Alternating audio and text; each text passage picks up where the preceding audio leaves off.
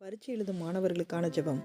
அன்புள்ள பரமபிதாவே, தந்தை உன்னிடம் ஒப்படைக்கும் அனைவரும் வந்து சேருவர். என்னிடம் வருவோரை நான் புறம்பே தள்ளிவிட மாட்டேன் என்ற வாக்கிற்கேற்ப உம்மிடம் வந்து மன்றாடுகிறோம். நான் எதிர்நோக்கி இருக்கும் பரீட்சைகளை குறித்த என்னுடைய கவலைகளையும் பயங்களையும் நீர் அறிந்திருக்கின்றீர். எனவே என் இதயத்தையும் ஆத்துமத்தையும் உம்முடைய தெய்வீக பிரசன்னத்தில் நிரப்பி என் வாழ்க்கையில் தேவனாயிரும்.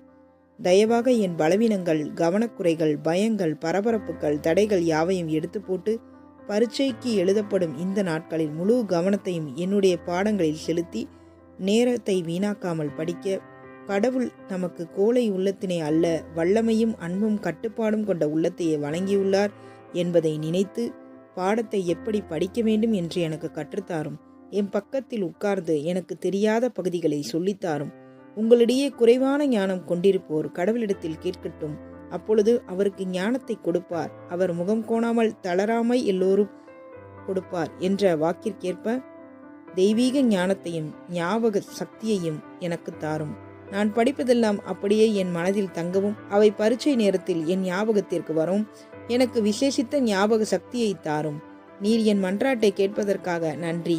இந்த ஜெபத்தை எங்கள் ஆண்டவரும் உம்முடைய இயேசு கிறிஸ்துவுமாகிய வழியாக உம்மை மன்றாடுகிறேன். ஆமென்.